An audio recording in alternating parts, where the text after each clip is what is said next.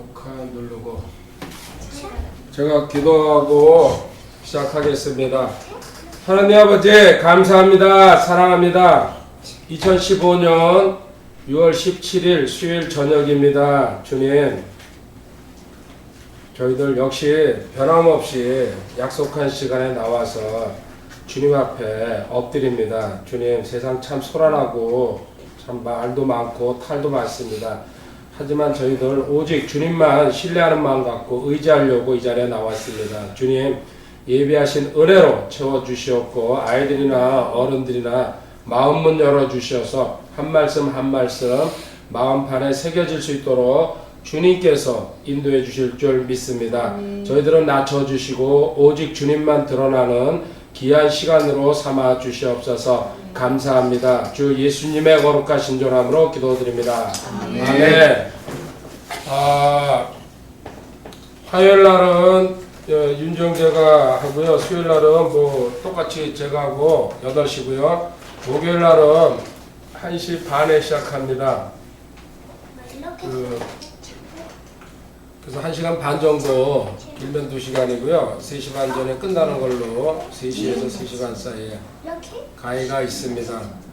기억해 두시고요. 오늘 모임 8번째 시간입니다. 그리고 교육, 교회가, 공동체가 뭘 해야 되는 건가 공부하고 있는데, 그 중에 지금까지 공부한 게 예배에 대해서 공부했습니다. 모임 8번째. 모임 8번째고 교육으로서는 2번째. 오늘 교육은 마지막입니다.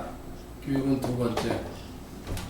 예배에 대해서 공부했고, 그 다음에 2번째가 교육에 대해서 지금, 이제 3번째, 다음 시간에는 구령에 대해서, 여기에 따르는 부수적인 게 만찬, 주의 만찬, 또 교육에서는 옆에 교재가 있죠.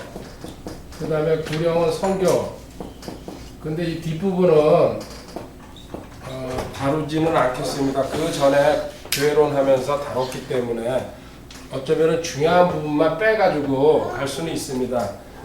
그렇게 하도록 하고요. 오늘 교회 교육에 대해서 중요하죠. 이 교육에 대해서 2번째 시간으로 오늘 마무리 짓도록 하겠습니다. 교육에 대해서 지난 시간에 공부한 게 마태복음 28장 19절 20절에서 그렇죠. 가서 가르치고 침내주고 지키라고 이거 가지고 지금 공부하고 있습니다. 그래서 가르친다는 그 자세에 대해서 어떤 건지 공부했습니다. 그 다음에 오늘 봐야 될 게 지킨다는 거. 그러면 지킨다는 거, 말씀을, 하나님 말씀을 가르쳐가지고 지키는 거. 오늘 공부 주제는 지킴입니다. 적용이죠, 적용. 삶에서 어떻게 쓸 건지, 어떻게 사용할 건지 이걸 보도록 하겠습니다. 야고보서 1장 22절부터 25절까지입니다. 가르쳐 지키게 하라. 지키는 것까지 가야죠. 지켜야지 복 있다고 그랬습니다. 야고보서 1장 22절에 오직 너희는 말씀을 행하는 자가 되고 듣기만 하여 너희 자신을 속이는 자가 되지 말라. 누구든지 말씀을 듣고 행하지 아니하는 자는 거울로 자기의 본래 얼굴을 들여다보는 사람과 같으니라. 그는 자기가 바라보고 자기 길로 가서 자기가 어떤 사람인지 즉시 잊어버리거니와. 이게 뭔 소리냐면요, 거울 쳐다보는 이유는 뭡니까? 매무새를 고치기 위해서죠. 무슨 이렇게 털어내고 머리도 빗고. 그런데 그렇게 고쳐야 되는데 고치지 않고 가는 사람도 있다는 얘기입니다. 괜히 거울 들여다보는 사람들, 말씀을 지키지 않는 사람들은요, 읽기만 하고 공부만 해가지고 지키지 않는 사람을 비유하고 있어요. 거울 들여다보는 이유가 뭐냐? 너 고치려고. 말씀 보는 이유가 뭐냐? 너도 고치고 적용하고 그걸 갖다 삶에서 실제적으로 체험하고 또 실제적으로 지키라는 얘기죠. 25절 같이 읽습니다. 누구든지 자유롭게 하는 완전한 법을 들여다보며 그 안에 거하는 자는 듣고 잊어버리는 자가 아니요 그 일을 행하는 자니 이 사람은 자기가 행하는 일에서 복을 받으리라. 아멘. 이런 말씀을 자꾸 읽고 마음에 넣다 보면요, 그 사람이 하는 행동을 보면요, 저 사람은 듣기만 하는구나, 배우기만 하는구나, 지키지 않는구나, 거짓말이 드러납니다. 작은 것 같지만요. 그래서 그 사람의 덧글이나 그 사람의 행동하는 거, 그 사람의 말하는 거 보면요.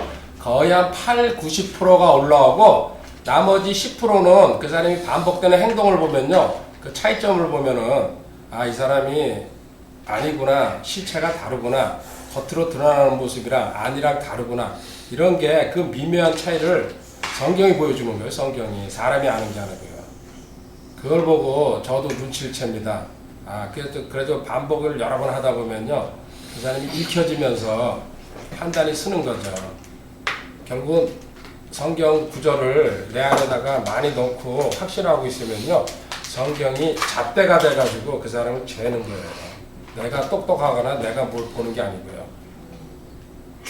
이렇게 하나님 말씀은 지키는 데 목적이 있다는 얘기입니다. 사람의 의무가 뭡니까? 잘 먹고 잘 사는 거죠? 대답이 없는 거죠. 아, 찬양하는 거 맞습니다. 또 찬양하는 것도 있고요. 하나님 명령을 지키는 거 어디 있는지 혹시 아십니까? 전도서 예, 12장. 예, 13절이죠.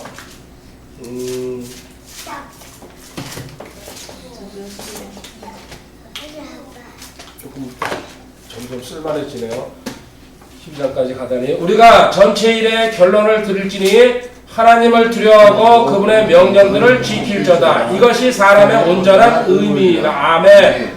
하나님만 두려워하고 명령 지키라는 거. 사람의 물론 찬양 여러 가지 이제 의무 중에서도요. 하나님 명령 지키는 거 너무 당연한 겁니다. 어떻게 지켜야 됩니까? 명령 전부 지키라고 합니다. 어떤 건 지키고 어떤 건 안 지키고 그렇게 하면 안 되죠. 신명기 27장 26절에 있습니다. 전부입니다. 신명기 27장 26절. 이 율법의 모든 말씀을 행하기 위하여 그것들을 확인하지 아니하는 자는 저주를 받으리라. 이 율법의 모든 말씀을 확인하지 공부하지 않는 자 저주받는다. 근데 지킬 수 있어요, 없어요? 다 불가능해요. 실질적으로. 근데 이걸 지키겠다고 그 설치는 사람들은 아직 문제가 있죠. 그 더하면 저기 하네요. 그래서 우리는 뭐 합니까? 이거 전부 지키려면은 결국은 여기서 연합이 나오는 거죠. 주님이 다 하셨다는 그 자체를 믿어버리면요 통과합니다. 로마서 10장 4절에 있습니다.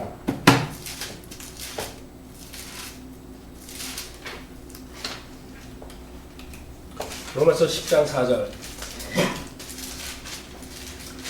그리스도께서는 믿는 모든 자에게 의가 되시기 위하여 율법의 끝마치기 대신에 율법을 성취하셨다. 완전히 하나도 빠지지 않고 죄 하나 안 지시고 율법을 완전히.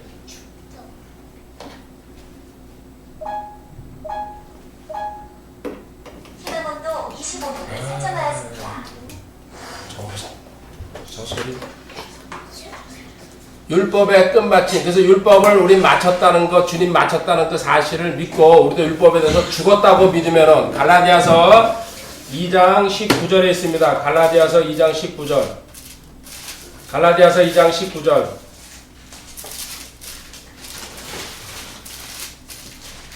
내가 율법을 통해 율법에 대하여 죽었나니 이것은 내가 하나님께 대하여 살고자 율법을 통해 율법에 대하여 죽었나니 원래는 주님이 죽으셨죠? 율법을 마치시고. 근데 우리는 그 사실을 믿을 때에 율법에 대해서 나도 죽었기 때문에 실질적으로 율법은 우리가 굳이 지키지 않아도 된다는 이제 그런 논리가 이제 성립되는 거죠. 연합 얘기는 여기서 이제 그 관련되는 게 아니라 이 정도로 하고 지나가도록 하겠습니다. 하나님의 말씀은, 자, 이제 하나님 말씀이 교육을 받아가지고 지켜야 되는데, 하나님 말씀은 우리 삶에서 빛과 등불이라고 합니다. 세 단계로 보도록 하겠습니다. 시편 119편 105절.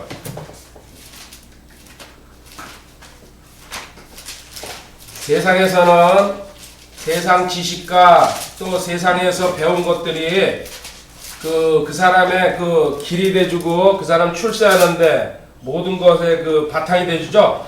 근데 우리 그리스도인들은 하나님 말씀입니다. 주의 말씀은 내 발의 등불이요 내 길의 빛이니이다. 아멘.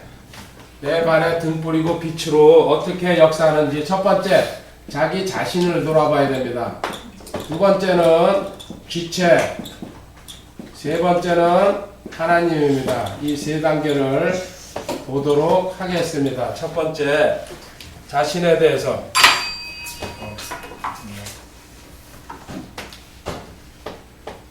우리 하나님 말씀을 배워가지고 지키는데 제일 필요한 것은 자신의 인격의 변화죠. 인격 변화. 다른 말로 자아가 죽어야 된다는 소리죠. 그리고 인격 변화한다는 소리. 누굴 기준으로요? 주님을 따르는 것. 주님이 본이 된다는 것. 요한일서 2장 6절에 있습니다. 어느 누구보다도 우리는 무조건 주님만 따라가고 주님 하신 대로만 하면요 성공된 삶이죠. 요한일서 2장 6절.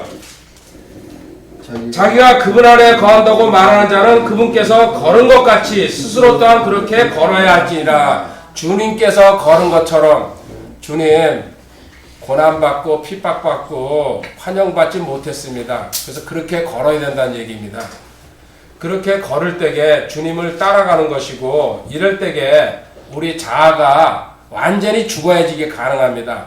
자아가 죽는다는 것, 주님이 나한테 앞서가시고 내가 뒤쫓아간다는 것, 갈라디아서 2장 20절이죠. 이거 행동 방침으로서는 갈라디아서 롬 고간 2장 20절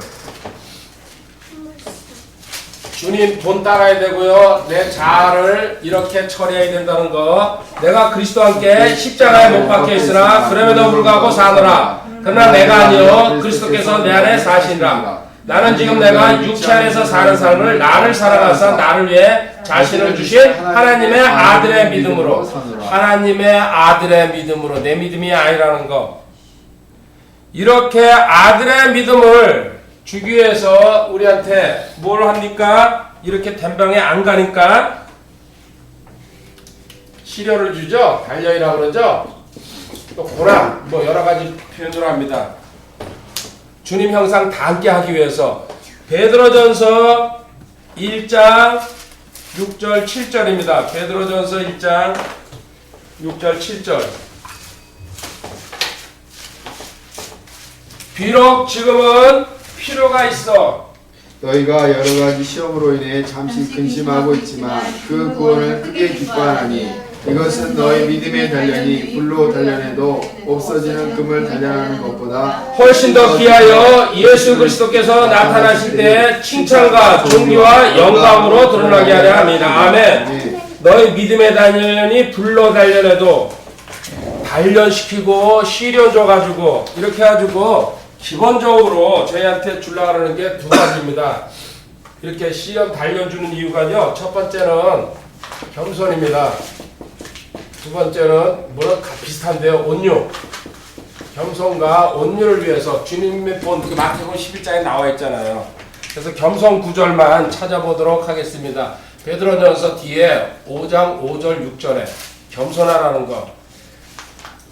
겸손하면은 무식한 사람한테 가면은요 무시당할 수 있습니다. 근데 겸손하면요 절대로 인정받습니다. 그거는 사회나 그리스도인이나 똑같습니다. 너희 젊은 사람들아 이와 같이 장로에게 복종하고 참으로 너희가 다 서로에게 복종하며 겸손으로 옷 입으라. 하나님께서 교만한 자는 물리치시고 겸손한 자에게는 은혜를 주시리라. 그러므로 하나님의 강한 손 밑에서 스스로 겸손하라. 그래야면 정하실 때 그분께서 너희를 높이시라. 아멘. 왜 여기 스스로 겸손하라 그랬을까요?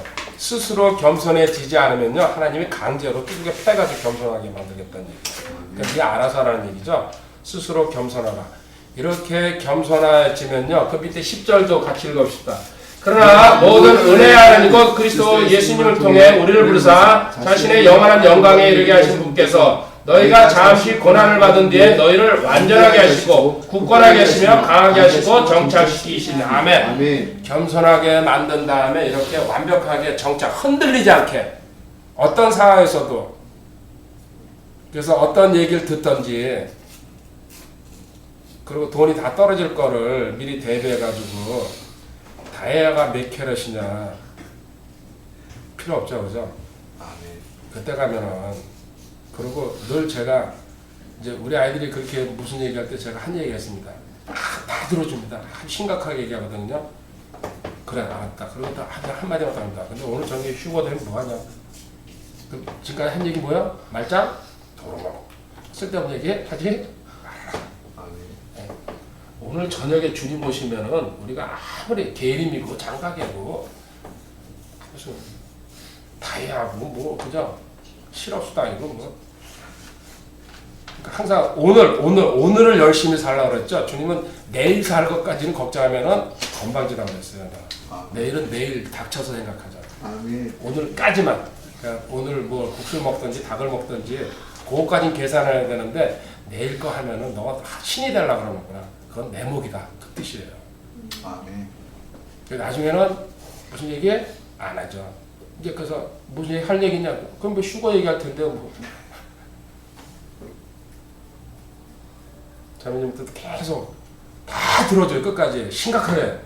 다 이제 얘기하면 막 코도 막 이렇게 그러다가 오늘 저녁에 오시면 어떡하지? 열받죠. 사실 3번 열받으면 안 할 거야.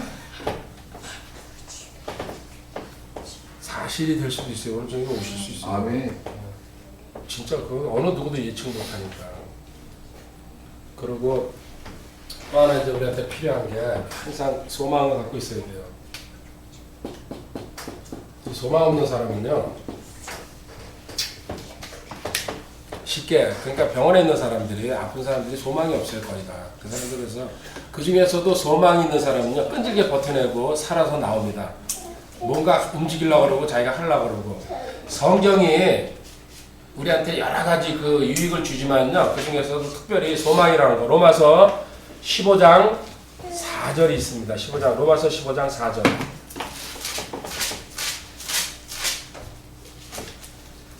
무엇이든지 전에 기록된 것은 우리의 배움을 위하여 기록되었으니 이것은 우리가 성경 기록들이 주는 인내와 위로를 통해 소망을 가지게 하려 합니다. 소망 그죠? 성경의 모든 인물들 2930명이라고 그러죠. 이 인물들의 일상생활 또 그 기록 남긴 걸 보면서 소망 배우란 얘기입니다. 실패한 사람, 성공한 사람을 통해 가지고 바울은 살든지 죽든지 어떤 위험한 상황에서도 소망 갖는다는 거 빌립보서 1장 20절에 있습니다. 참 중요하죠. 숨 넘어가는 마지막 순간까지도 그리스도인들은 소망을 버리면 안 된다는 거. 나의 간절한 기도와 소망에 따라 내가 아무 일에든지 부끄러워하지 아니하고 항상 그러하였듯이 지금도 온전히 담대하여 살든지 죽든지 내 몸에서 그리스도를 높이고 오직 주님만 높이고요 아무 일에도 부끄러워하지 아니하고. 백수신랑도 부끄러울 필요 없죠. 아멘. 여행 갈 때게 경비도 2배 주는 거예요. 미리 이제 한잔 했다가 이거 얼마나 멋있어요, 그죠? 벌써 줬어요. 꼭 그렇게 하라는 건 아니지만 같이 쓰는 거죠. 소망. 소망 중에서 가장 큰 소망이 뭡니까? 가장 복된 소망이죠. 어디 있습니까? 디도서 2장 13절. 예, 맞습니다. 디도서 2장 13절. 복된 소망. 저 복된 소망과 위대하신 하나님 곧 우리의 구원자 예수 그리스도의 영광스러운 나타나심을 기다려. 아멘. 복된 소망. 그래서 당신은 왜 이렇게 소망이 큽니까? 복소죠. 이거를 갖다가 설명해 주라고 누가 물으면 베드로전서 3장 15절이죠. 예, 베드로전서 3장 15절. 가장 기본적인 소망에 관한 구절 몇 개 빼놨죠. 이제 몇 개 빼놓은 것 중에 하나만 이제 이거 읽고서 해봅시다. 오직 너희 마음속에서 주 하나님을 거룩히 구별하고 너희 속에 있는 소망의 이유를 묻는 모든 사람에게 온유함과 두려움으로 대답을 항상 예배한다. 근데 이 소망은 성경을 통해 배우는데 실제 우리 생활에서는 어떻게 배웁니까? 이제 생활 속에서 이 소망이 나오려면요. 그렇죠. 그거는 이제 25점짜리네요. 예, 이 소망이, 야, 그봐 또 인내는 나왔는데 한인 최소 그죠? 어디 있습니까? 로마서 5장 4, 5,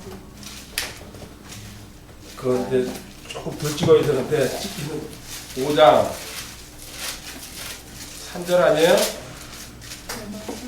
3절 4절 5절 3, 4, 5 그리할 뿐 아니라 우리가 환난도 기뻐요. 환난은 인내는 체험을 체험은 소망을 이룬 줄 소망이 우리를 불쾌하게 하잖아요. 그죠? 환인 채소 그죠? 환난 겪어야지 인내 배우면서 그 다음에 체험하게 되면서 마지막으로 소망 지금 소망의 단계에 가 있기를 바랍니다. 이렇게 소망이 있으면요 어떤 어려운 상황도 빠져나갈 수가 있다는 얘기입니다. 두 번째 이제 하나님 말씀을 가지고 자기 자신을 갖다가요 이렇게 다루어 가야 된다는 거 그 자아 죽이는 훈련이죠. 두 번째 지체한테는 세 가지로 이제 나눠지는데 첫 번째 베드로전서 1장 22절 가봅니다. 지체 쓰러졌구나. 아직 안 쓰러졌나?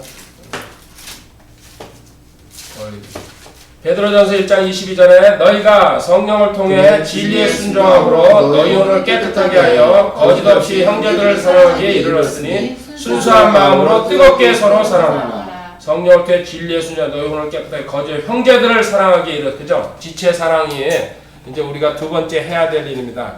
특별히 지체가 피곤한 어려운 일에 이제 당했을 때게 이사야 50장 4절입니다. 이사야 50장 4절.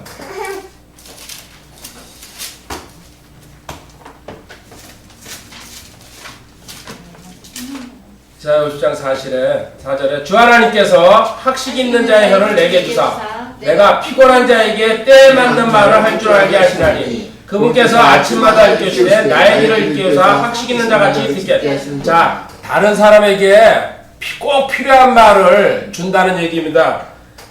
피곤한 자에게 때에 맞는 말을 할 줄 알게 하시나니 아멘. 때에 맞는 말 웰컴.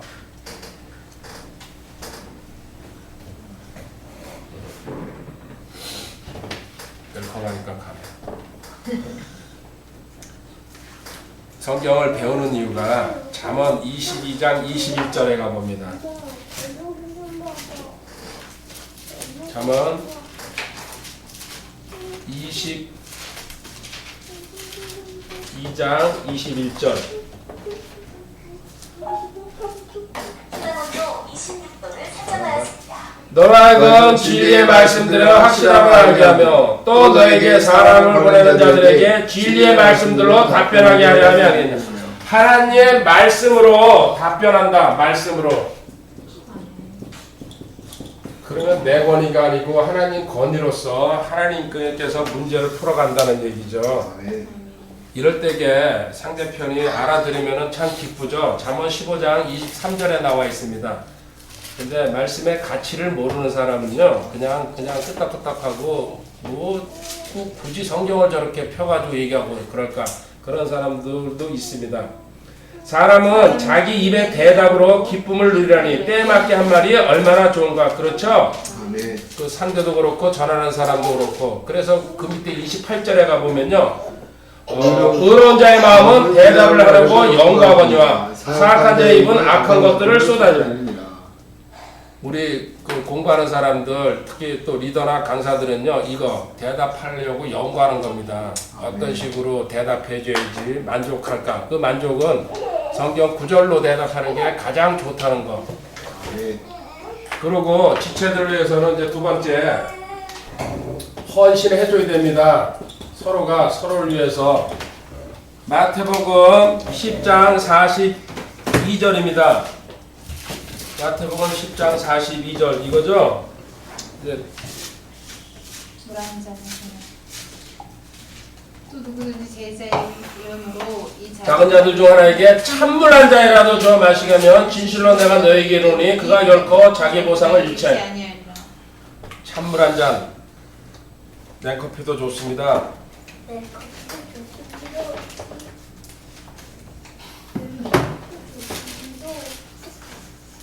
히브리서 6장 10절. 다 끝나고 너 애너기 너만 하나 더 줄게.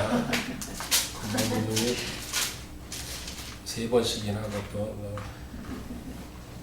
히브리서 6장 10절. 하나님은 불의하지 아니하사 자신의 이름을 위해 너희가 보여준 너희의 행위와 사랑의 수고 곧 너희가 성도들을 섬겨온 것과 또 섬기고 있는 것을 잊지 아니하십니다. 성도들을 섬기고 섬기온 것을, 그리고 이걸 사랑의 수고라고 합니다. 잊지 않으신다. 넘치게 하라 그랬죠? 이거는 넘치게 해도 부족함이 없다는 거. 고린도전서 15장 58절입니다. 예. 이제 반복을 하고 공부하다 보면은 그 중요한 구조들은 자꾸 이렇게 그죠? 쓰고 있죠? 사랑의 수고. 는 넘치게 하라. 그러므로 내 사랑하는 형제들아 너희는 굳게 서서 흔들리지 말고 항상 주의 일을 넘치게 하라. 너희 수고가 주 안에서 헛되지 않은 줄 너희가 아느니라. 아멘. 고린도전서 3장 8절에 가보면요,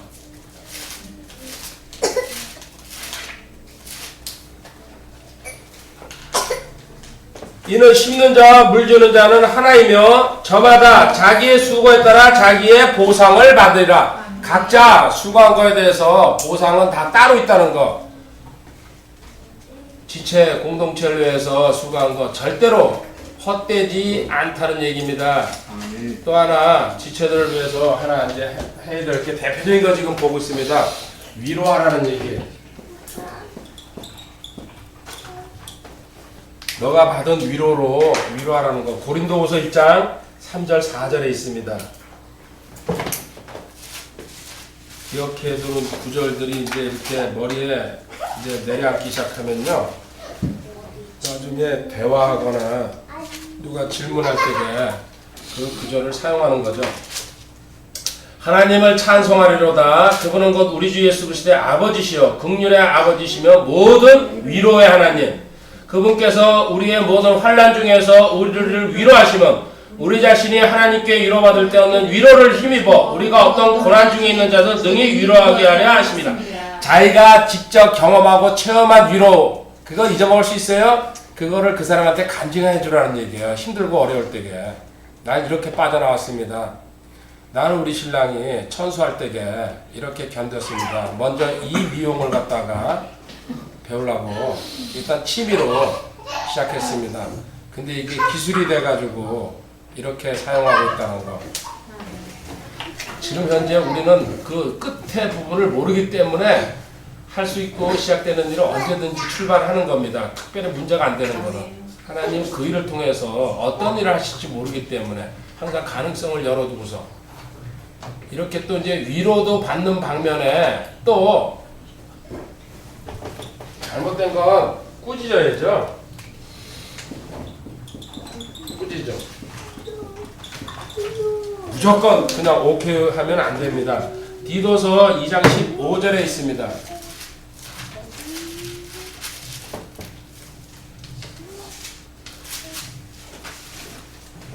이것들을 말하고 건면하며 모든 건의로 꾸짖고 아무도 너를 업신여기지 못하게 하라. 아멘. 이것들을 말하고 건면하며. 자, 여기까지 보고세요. 여기서 이제 하나 지체들 다루면서 따로 여기서 하나만 더 다루고 가겠습니다. 지체, 구원받은 이제 성도들 간에 서로 지체죠. 근데 특히 이제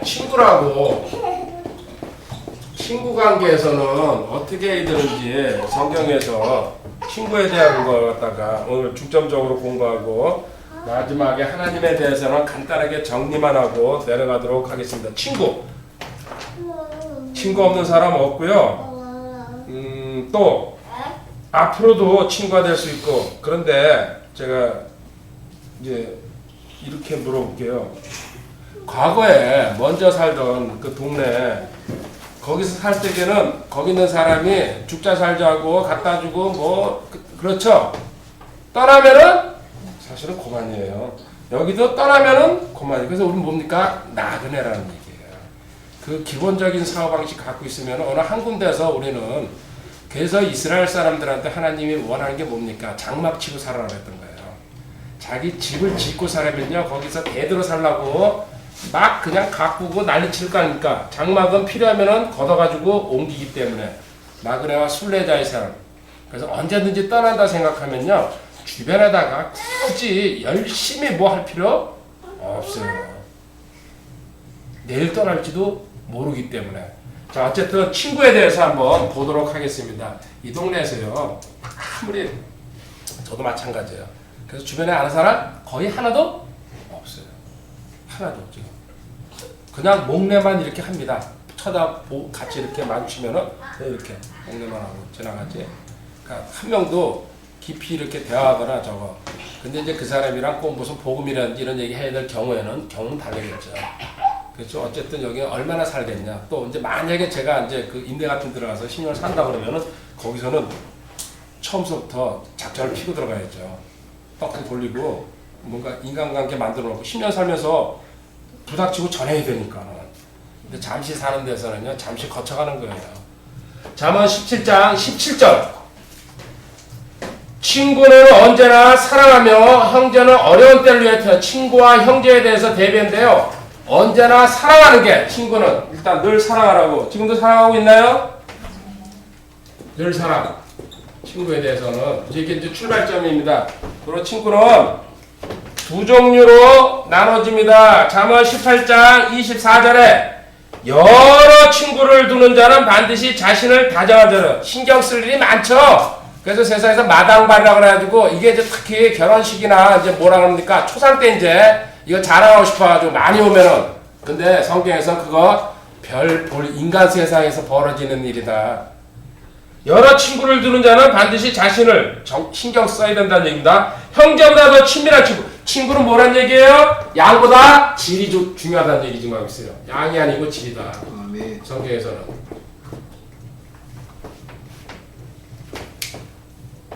볼래요? 성경에서 가장 그 친구로서 최고의 그 빛나는 친구 관계가 누굴 것 같습니까?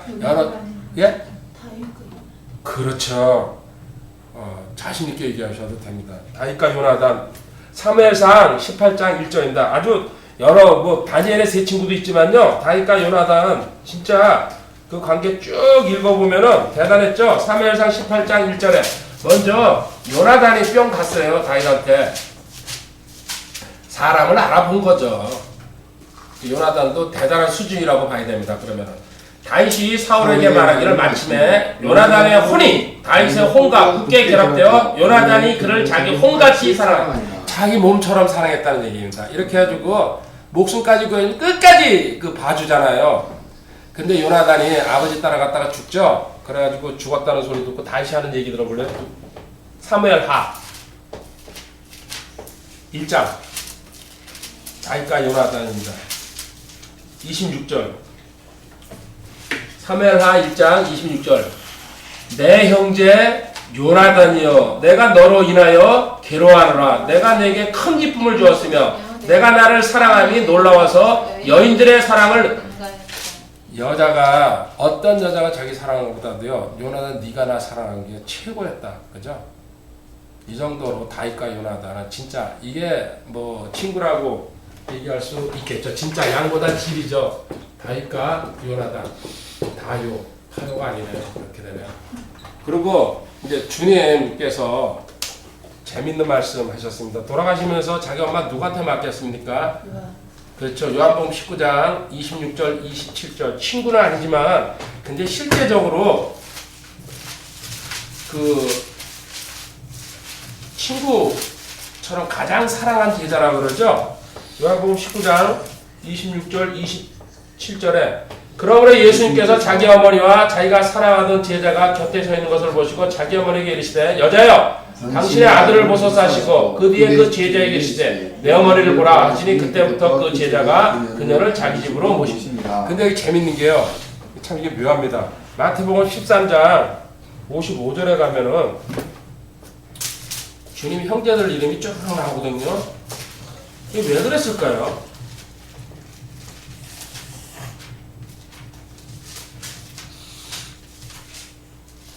마태복음 13장 55절에 이 사람은 목수의 아들이 아니냐? 그의 어머니는 마리아라 하지 않느냐. 그의 동생들은 야고보와 요새와 시몬과 유다라. 이거 남동생들이 벌써 4명이나 있다는 얘기예요. 그의 누이들은 다 우리야. 누이들이 최소한도 2-3명은 됩니다. 근데 형제가 4이나 있는데 여기다 안 맡기고 누구예요? 요한한테 맡겼어요. 그 하나님 예수님을 같이 구원받은 지체니까 그렇죠. 이제 그 무슨 뜻을 얘기하는지 알겠네요.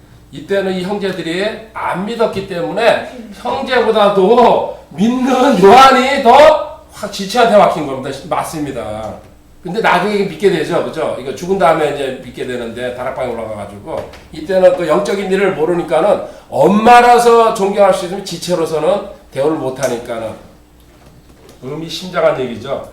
두 번째 이제 이렇게 양보다 질이 되는 친구들 반대로 친구를 또 이제 반대되는 얘기입니다. 신뢰하지 말라 그럽니다. 특히 말세에 이런 일이 이제 일어납니다. 미가서 7장 5절에 있습니다. 미가서 7장 5절.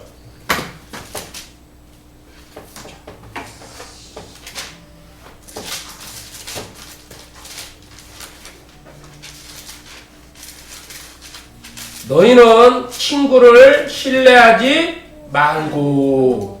세상에 아까는 양보다 질해가지고 친구 사랑하라고 그랬는데요. 이게 이 말세가 되면요 이런 식으로 이제 많이 서로가 문제가 생긴다는 거. 안내자를 신임하지 말며 내 품에 눕는 여인에게라도 내 입의 문들을. 와이프한테도 해야 될 거 안 해야 될 거 말세가 되면요. 이건 이제 말세 상황을 갖다가 이제 얘기한다고 봅니다. 신명기 13장 6절에 가봅니다. 신뢰하지 말라 그랬습니다. 어떻게 이런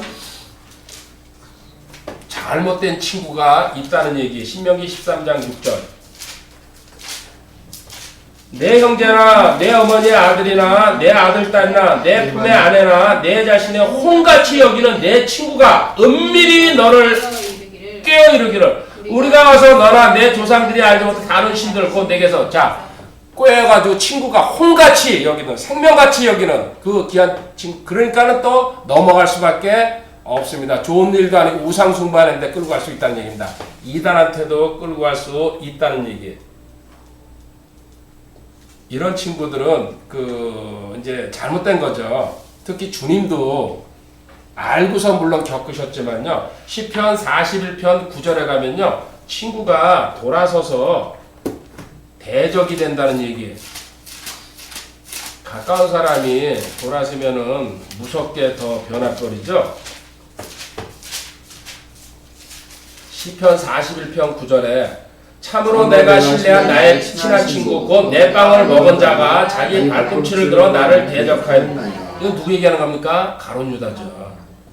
예표하고 있습니다. 지금 미리 같이 유월절 상까지 먹었는데 나를 대적한다. 근데 주님께서 자, 이 가룟 유다한테 하는 거 한번 보실래요? 마태복음 26장 49절 50절에 가면요. 대적하고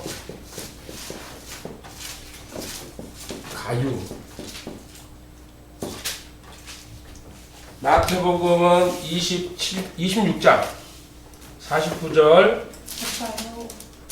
네, 잠깐만요. 49절 같이 읽읍시다. 곧바로 예수님께 나와 선생님이여 안녕하시옵니까 하고 그분께 이 인간은요 꼭 선생님이라고 불렀죠. 주라고 안 부릅니다. 이 사입이 티내는 거죠. 그러니까 주님께서 뭐게 예수님께서 그 얘기했을 때 친구여 내가 무슨 그래도 배신 당하는 순간까지도 친구야라고 부르고 있습니다. 웰컴.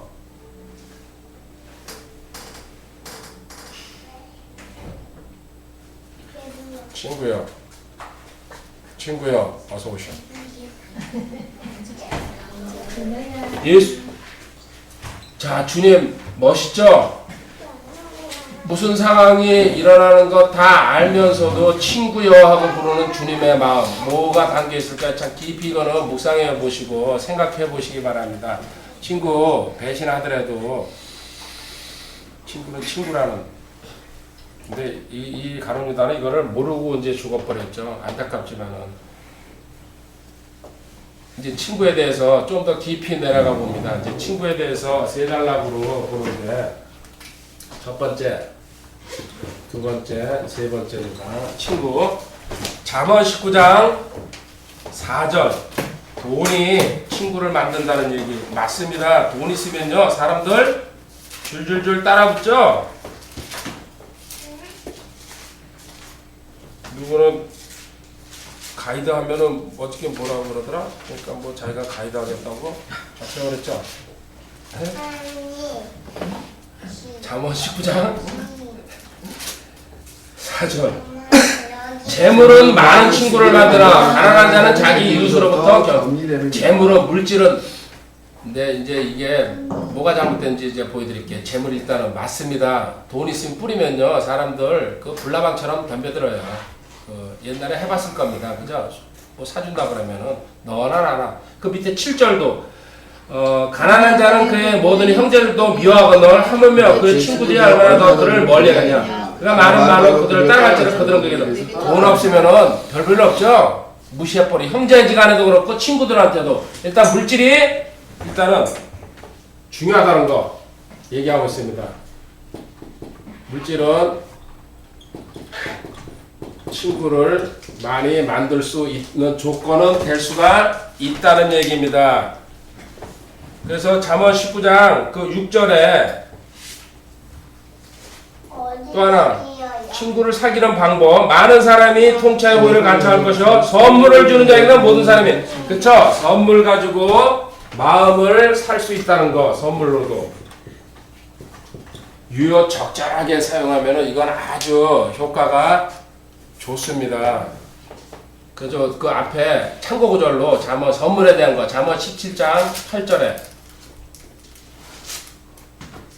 선물은 그것을 가진 자의 눈에 보석 같은즉 그것이 어디로 향하든지 형통하게 하고 싶은 조건 중에 하나. 그렇다고 저한테 뭐 당장 내일 선물 보내는 건 그러니까 며칠 지나서 보내는 건 괜찮습니다. 당장 보내는 건 너무 속보이고. 일단은 선물은 너무 선물이 도가 지나치면 뭐가 됩니까? 뇌물이 되는 거죠. 그건 안 됩니다. 성경에서 뇌물은요 저주하고 있어요. 대신 꼭 선물은 필요하다는 것을 보여주고 있습니다. 자, 물질이 친구를 사귀는데 좋은 도구는 됩니다. 그래서 이걸로 사귀라고 누가복음 16장 9절 불의한 청지기 이야기입니다. 누가복음 16장 하면은 누가복음 16장 9절에 주님께서 내가 너희에게 이르노니 불의의 만몬으로 너희를 위해 친구들을 사귀라. 그러면 너희가 수명이 얻을 때 그들이 너희를 영존하는 처소로 받아. 불의의 만몬으로. 이거 그러니까 불의의 만몬이라니까는 나쁘게 돈 벌어가지고 친구 사귀라는 소린가요? 그 소리가 아니죠. 세상에 있는 거는요 전부 다 불의한 겁니다. 그죠? 세상 거 가지고 친구 사귀라는 얘기입니다. 이거는 하늘나라에 쌓이는 돈이 아니에요. 세상 거는요. 이거는 반대 개념이죠. 하늘나라에 하는 거는 세상에서 돈 벌어가지고 너도 쓰지만은요 친구 사귄데 쓰면은 언젠가 그 일이 필요할 때가 있을 거라는 얘기 지금 하고 있습니다. 불의한 재물, 나쁜 짓에서 번 재물이 아니고 세상에 있는 건 전부 다 하나님께서 불의한 재물이라고 그렇게 통칭해서 말씀하시는 거죠. 그런데 이제 여기서 그러면은 이렇게 보면요 꼭 물질이 필요하고 이 친구 사귀려면 돈 있어 성경이 이렇게 하는 거야. 그거 아닙니다. 이런 경우도 있겠지만은 성경에서 원하는 거는 실질적으로는 이겁니다. 잠언 14장 20절로 이제 다시 출발해 봅니다. 잠언 14장 20절.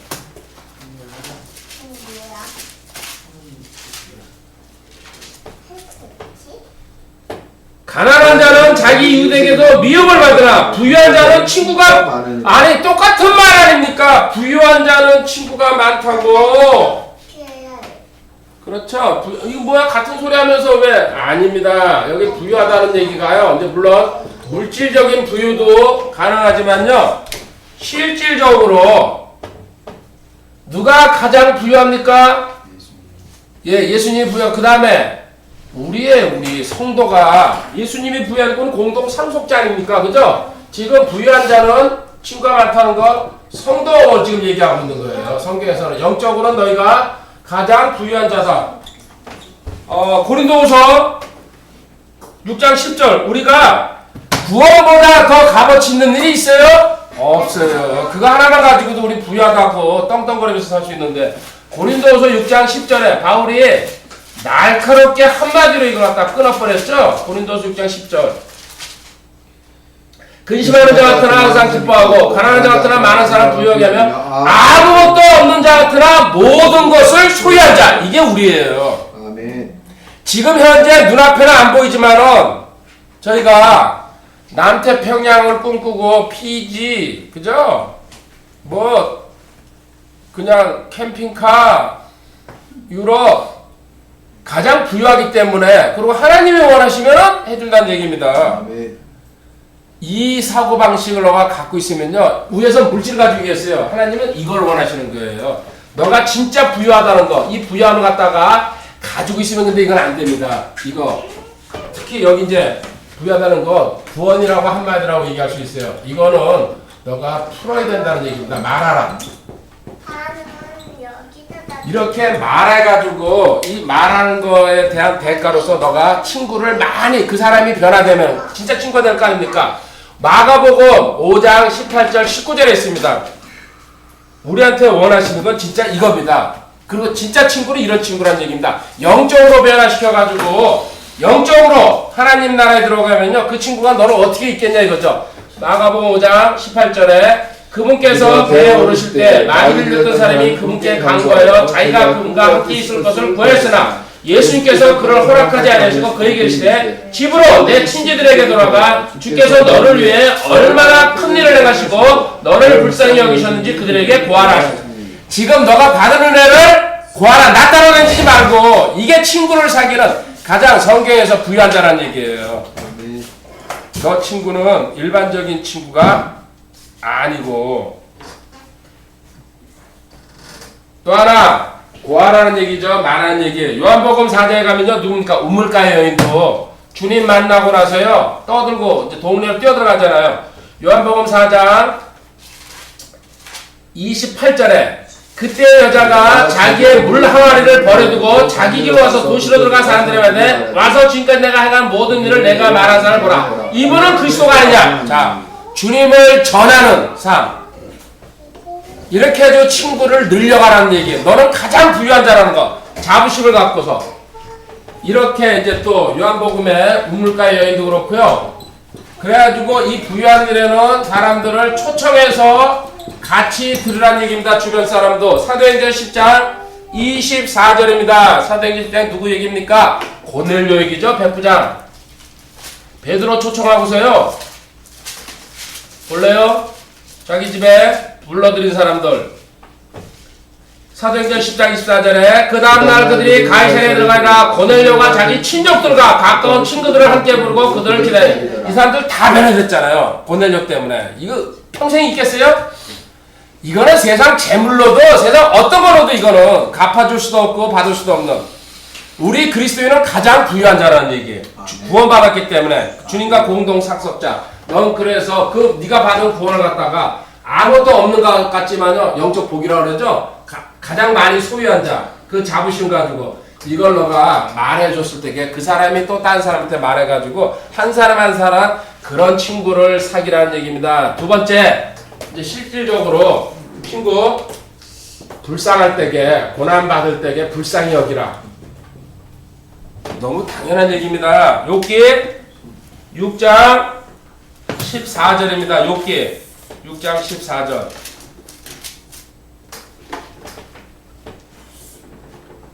고난받는 자를 그의 친구가 불쌍히 여길 것이로되 그가 전능자 두려워하기를 저부터. 고난받는 자를 친구가 불쌍히 여기라는 얘기입니다. 아멘. 아멘. 그래가지고 우리는 잔치집보다는 어디요? 초상집에 가라 그러죠? 전도서 7장 2절 초상집에 가야지 배울 게 사실은 많습니다. 잔치집은 가방들을 축내고 오는 겁니다. 전도서 7장 2절에 애곡하는 집에 가는 것이 잔치집에 가는 것보다 나으니 이는 그것이 모든 사람의 끝이기 때문에 살아있는 자는 그것을 자기 마음에 들라. 초상 과정을 통해 가지고요 많은 것을 배울 수 있다는 얘기입니다. 또 하나, 진짜 친구 불쌍히 여겨가지고 하나님한테 칭찬받은 사람, 선한 사마리아의 이야기. 이거는 저것만 그냥 보세요. 누가복음 10장 30절부터 나옵니다. 선한 사마리아. 아무 관련도 없는데도요. 불쌍한 사람들 구해줘가지고 이렇게 성경에 등장한 선한 사마리아 이야기. 근데 자 이제 욥기에서 욥이 이렇게 고난당하고 있는데 아까 욥기 6장 14절부터 출발했잖아요. 친구가 고난당할 때 불쌍히 여기라는데 욥의 세 친구가 찾아와가지고 어떻게 행동했습니다. 욥기 2장 11절 한번 가보시기 바랍니다. 욥기 2장 11절.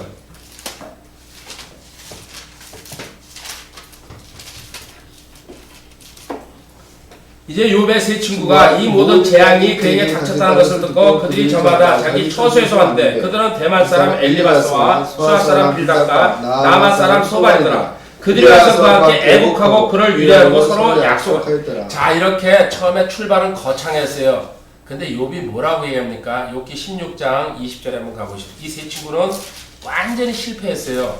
욥기 16장 20절. 내 친구들은 나를 비웃되 내 눈은 하나님께 눈물을 쏜다. 욥한테 너가 죄가 없었으면 이런 일 처음에는 잘 얘기하는 것 같다가도요. 이 죄 때문에 이런 식으로 비꼬고 조롱하고 가서 어려운 일 당했는데 마음을 외래 갈기갈기 찢어놨죠. 내 친구들이 조롱하고 비꼬았다. 그 다음 욥기 19장 14절.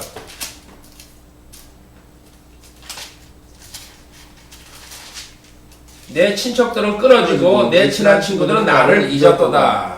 조롱하고 망각하고 또 19장 19절에 내 마음속 친구들이 다 나를 몹시 싫어하며 내가 사랑하는 자는 나를 치려고 다 나를 몹시 싫어 미워하고 오는 게 그리고 또 소식 듣는 것도 두려워했다는 얘기. 이게 잘못된 거죠 친구들이. 그래가지고 이 세 친구는요 나중에 여기 42장에 가면은 그 하나님이 너 욥한테 재물 갖다 주고 중보기도 부탁해가지고 그 친구들 살아납니다. 하나님께서 너희들 욥 아니었으면 그냥 처발라 버리겠다 그러다가 그러니까 조심해야 됩니다. 너한테 가가지고 위로하고 그 문병하러 가가지고는 끝에 가서는 지자랑하면서 그죠? 욥 너 당해야 될 일이야 이런 식으로 얘기했다는 얘기입니다. 그건 아니죠. 그래서 로마서 12장 15절에 바울이 한 얘기 이걸로 한마디로 정리가 됩니다. 로마서 12장 15절에 친구가 어렵거나 힘들 때에 기뻐하는 일에는 같이 우와 웃어주고 슬퍼하는 일에는 같이 슬퍼한다는 거. 기뻐하는 자들과 함께 기뻐하고 슬피우는 자들과 함께 슬피우라. 그래서 이거 보면 알 수 있어요. 카톡방에서 좋은 일에도 박수 쳐주고 작지만은 표현해주고 또 슬픈 일에는요 또 위로 주고. 근데 물론 사람이 다 성격 탓도 있어요.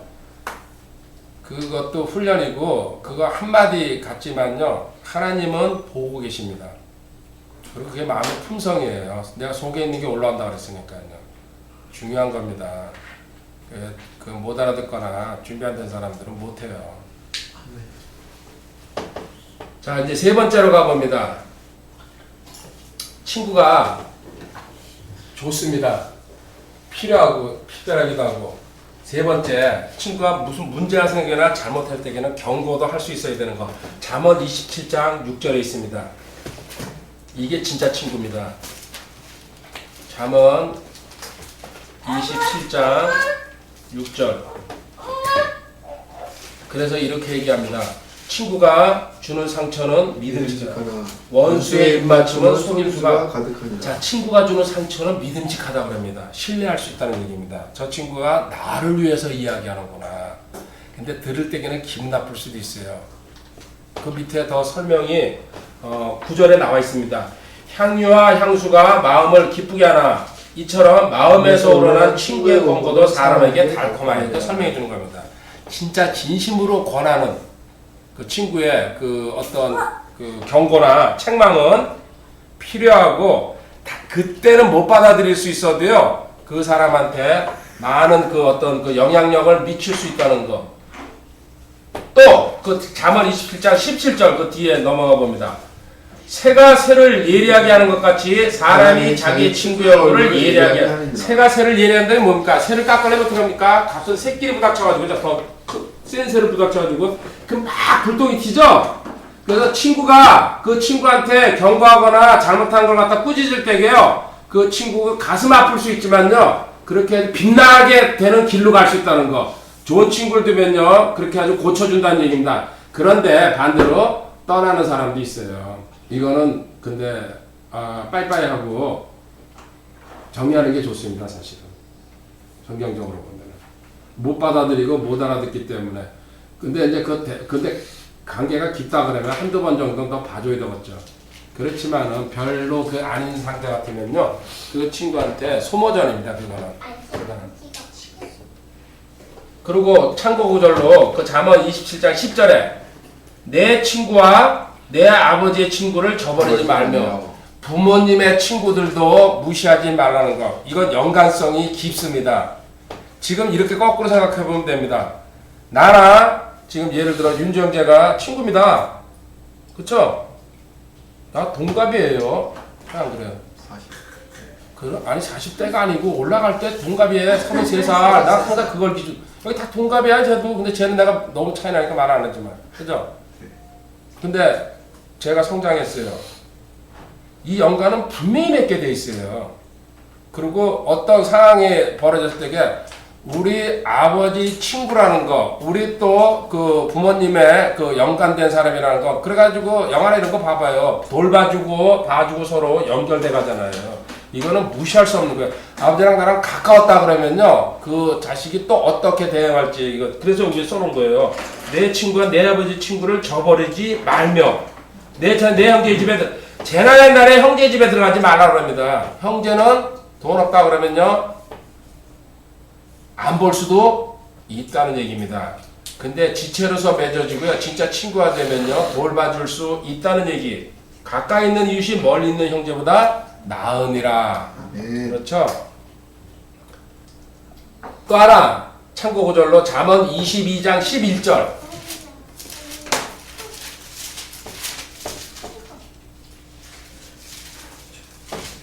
잠언 22장 11절. 마음의 순수함을 사랑하는 자는 그의 입술의 은혜로 인하여 왕이 그의 친구가. 자, 왕을 뭐로 바꾸면 됩니까? CEO나 그 회사 사장, 보스, 뭐 높은 사람 다 바꾸면 됩니다. 그죠? 과거에 왕이 제일 높은 사람입니다. 보스라고 얘기합니다. 이 보스랑 사귀려면 뭐야? 순수함이 답이라는 얘기예요. 있는 그대로 보여주는 거. 가식도 필요 없고 그냥 내 있는 그대로 난 그리스도인이기 때문에 뭐 합니다. 못합니다. 이런 식으로. 그리고 자르고 안 자르고도 뭡니까? 그 사람이 하는 거예요? 아니에요. 하나님이 하시는 거예요. 그런 절대적 믿음 갖고 있으면요. 어떤 누구랑 부닥치든지 뭐 면접을 한다든지 그런 데에 대해서 걸고작거릴 필요가 없다는 얘기예요. 그냥 당당하게 가는 거예요. 그리고 나는 사실 그대로 얘기해버리는 거예요. 그런 데는 못합니다. 다른 일은 내가 최선을 다해서 해드리겠습니다. 속이지 않고 그것도 하나님 두려워하기 때문에 그런 식으로 순수하게 부닥쳐가라는 얘기예요. 그리고 이제 진짜 세상에서 제일 좋은 친구 누굽니까? 예, 요한복음 15장 13절부터 15절까지 있습니다. 여기 있는 친구들이요. 이것도 뭐 살면서 필요합니다. 그렇지만 진짜 친구는 오직 한 분입니다. 예수님.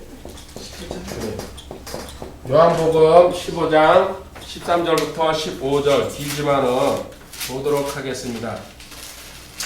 아무에게도 자기 친구를 위해 자기 생명을 내놓는 것 이것보다 더 큰 사랑이 없나니 무엇이든지 내가 너에게 명령하는 것을 너희가 행하면 너희가 나의 친구니라. 조건은 명령을 지킬 때 주님이 친구라 그랬어요.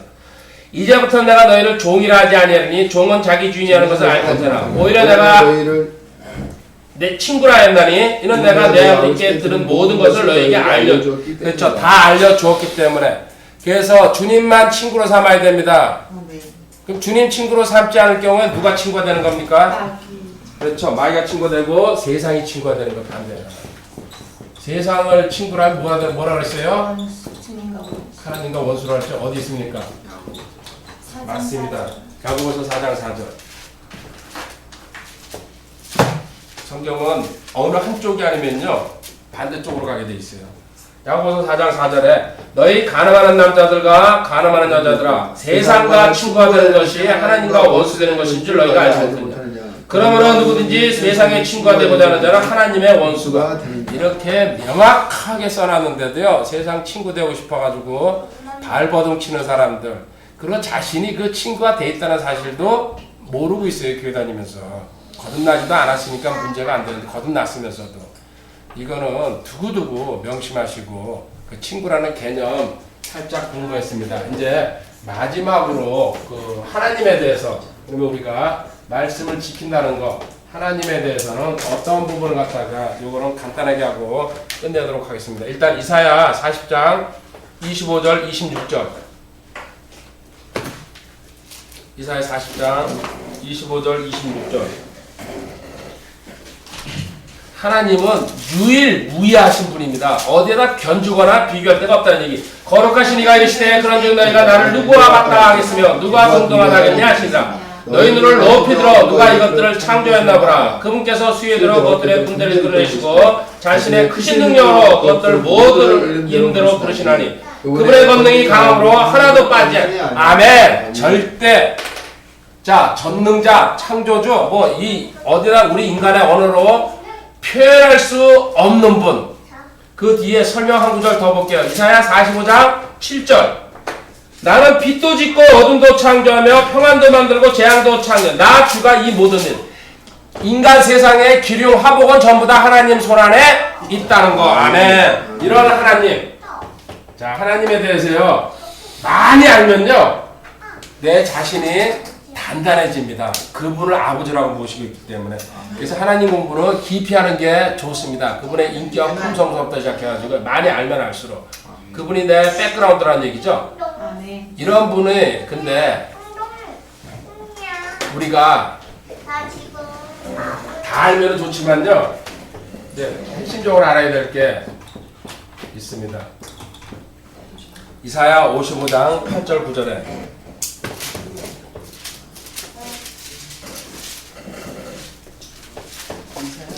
55장 8절 9절. 내 생각들은 너희 생각들과 같지 않으며 내 길들은 너희 길들과 같지 아니하라. 주가 말하라. 하늘들이 땅보다 높은 같이 내 길들은 너희 길보다 내 생각들은 너희. 이게 뭔 얘기입니까? 혹시나 네가 배우고 생각한 게 또 성경에서 듣고 배운 거랑 다를 때게 충돌이 날 때 누구야? 나 쪽으로 쓰라는 얘기예요. 그러면 너가 실패 없이 가는데, 근데 우리 인간은 그거 고치려면요 무짐되게 힘들어요. 그래서 고통, 고난, 징계 주는 거예요. 하나씩 하나씩 빠져나가요. 왜? 자기가 평생 해오던 습관이 있기 때문에. 그게 한 번에 고쳐지면은 아무 문제가 없죠. 저도 그래서 이렇게 힘들게 가는 겁니다. 아직도 빠지지 않는 게 있고요, 고쳐지지 않은 부분이 있다는 얘기예요. 어떤 부분들은 고쳐졌지만 하나님의 사고방식으로. 그래서 내 생각, 네 생각이 충돌할 때에는 누구 생각, 하나님 방법이 일단 옳다는 거. 무조건 그렇게 알고 들어가야 돼요.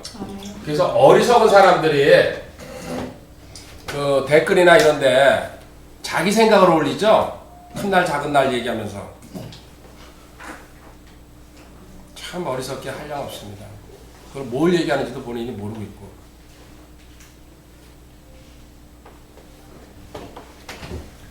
생각 가지고 하나님은 싸우지 말아라. 내 생각이 무조건 옳다. 우리는 하나님 길 알 수가 없. 인간의 그 피조물, 제한된 그 지능으로 어떻게 하나님의 그 사고방식 생각을 다 알 수 있을까요? 시편 95편 10절입니다.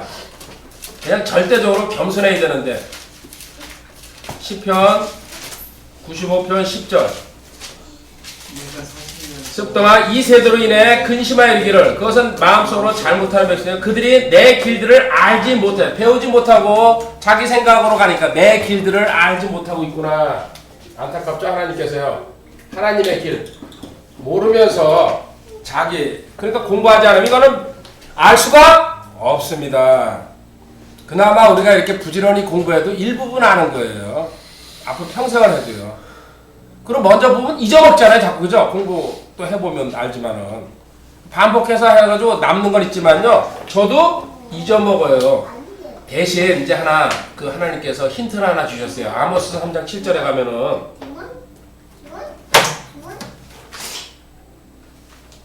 너가 다 할 수 없을 때에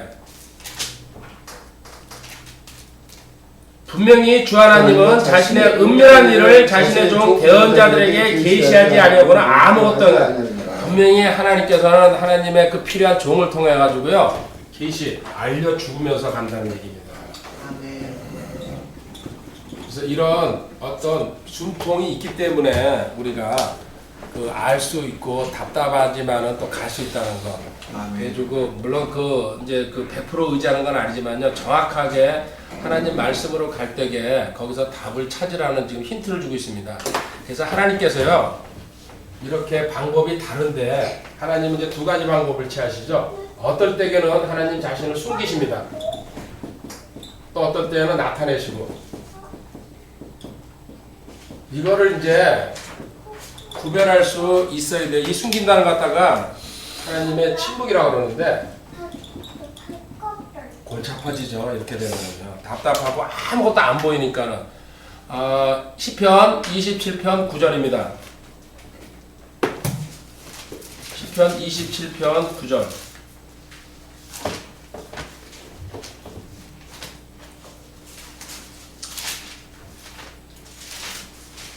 주의 얼굴을 내게서 멀리 숨기지 마시고 분노하사 주의 종을 버리지 마소서. 주께서 나의 도움이 되셨나이다. 오 내 구원하시면 나를 떠나지 마시고 나를 버리죠.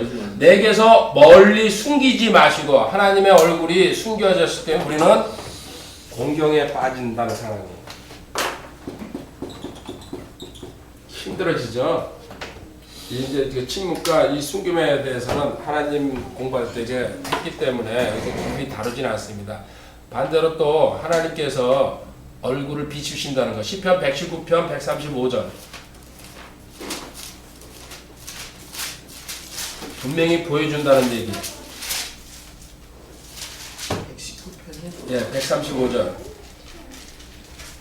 주의 얼굴을 주의 종에게 비추시고 주의 법궤들을 내게 가르쳐 비춘다, 나타내신다. 이렇게 되면 뭡니까? 형통한 길로 가는 거죠.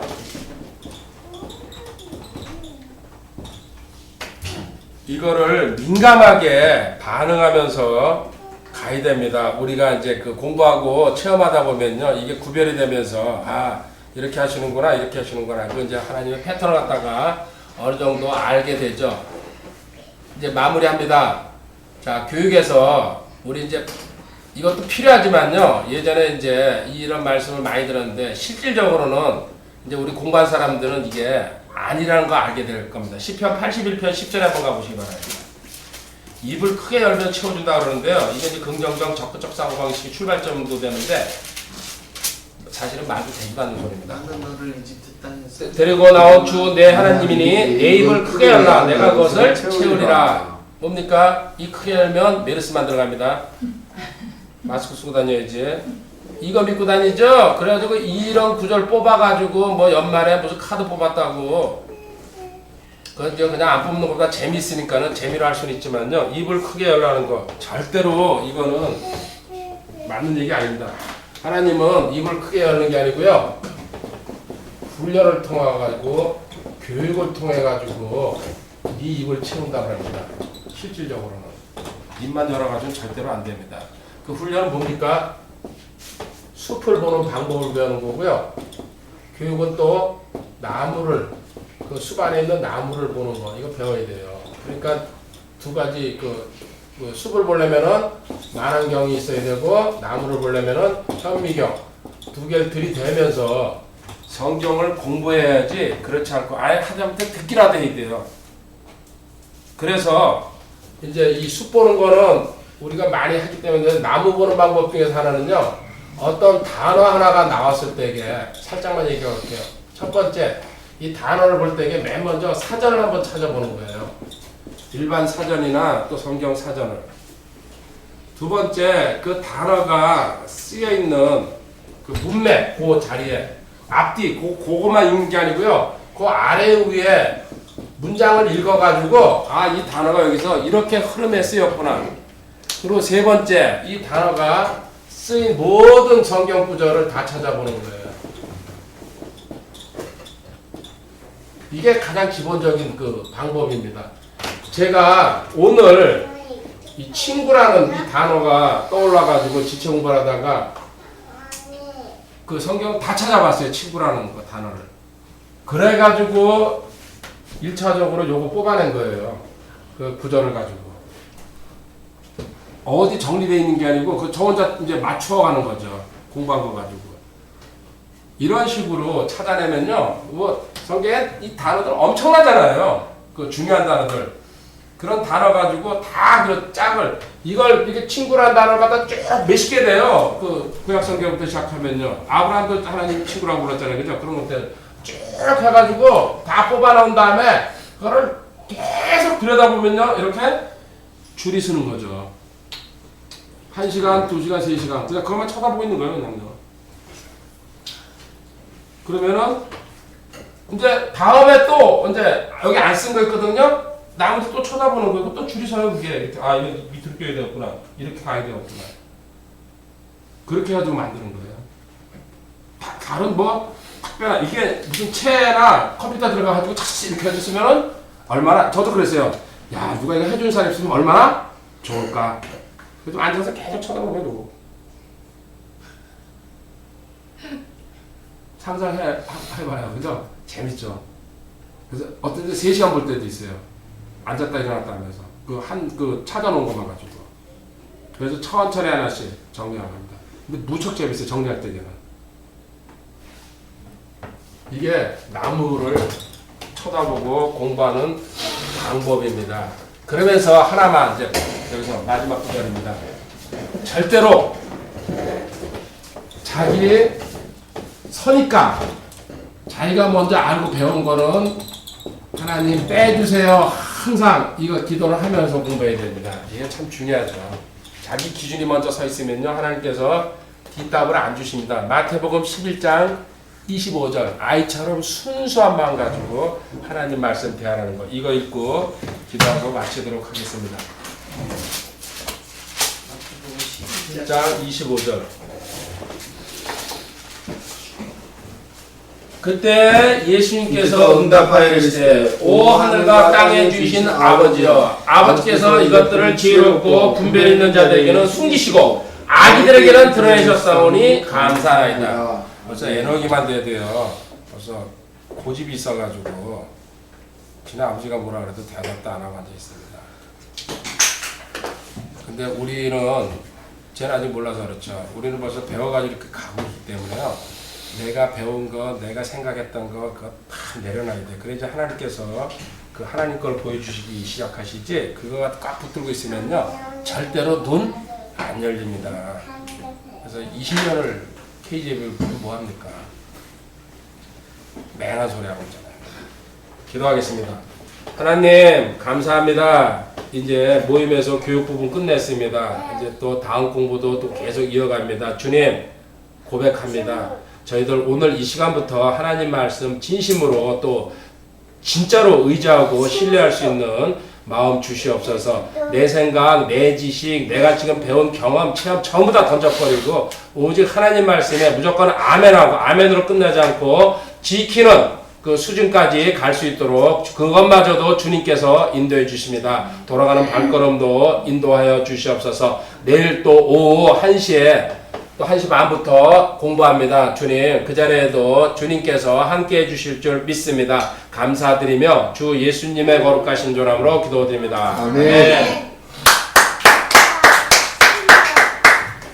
얘나야 왜 이렇게 보내? 지금 통화했어 얘나? 물렸어. 우리 집에 갔다가 물려갖고 이틀 밤 잠을 못 잤대. 내일인데라고. 얘나 누구랑 통화했어? 안녕히 들어가세요.